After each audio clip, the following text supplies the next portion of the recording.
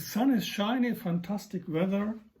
Yes, this week a management consultant wanted to get some supervision around the issues of coaching, executive coaching, in merger and acquisition processes, so integration processes of 2 or 3 or more companies.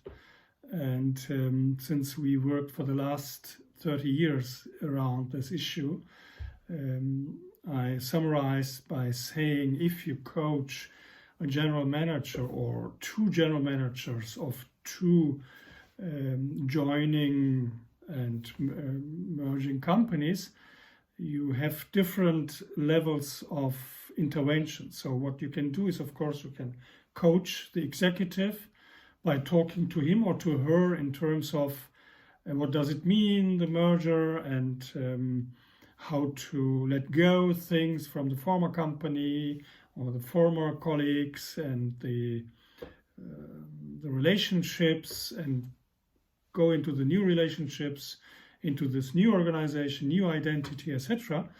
It's also an issue of identity building, of course, and checking who am I, what is the new organization about, what is the new entity, etc. So on the very personal, on the emotional level, you can coach. You can also coach on the team level of those 2 persons who are assigned to merge the organizations or the units.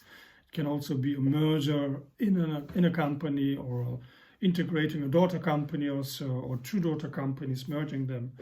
You can, as a board of those companies, assign those 2 managing directors of the subunits coming together to create a new entity, to create a new organization, a new company or a new division, new business, etc. And then you can coach those 2 as a team, as we did.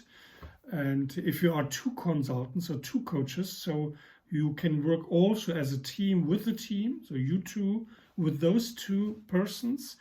It's very good. Then those 2 can identify themselves with you and with your colleagues. But the difficulty is to be very aware of the splitting part. So you have to understand the dynamics of splitting and bring it together, to integrate it by reflecting, by talking about it. So this integration you have to do in your coaching team, as well as then afterwards with the client team. And the third dimension is coaching through those 2 persons, or through the one leader you are coaching in a merger acquisition, maybe the new leader, of course. Through him or herself, you are coaching the organization. So how to create a new organization, how to build up a new company, corporate, the company and the business, by talking to him or to her, working on project issues, organizational issues, team issues, as well as coaching on the emotional level, on the personal level.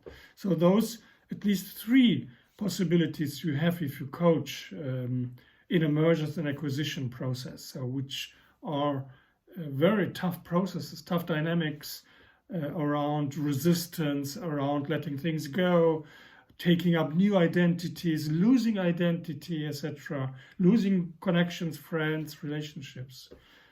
Those dynamics are very difficult dynamics, which is very good if you can coach those dynamics.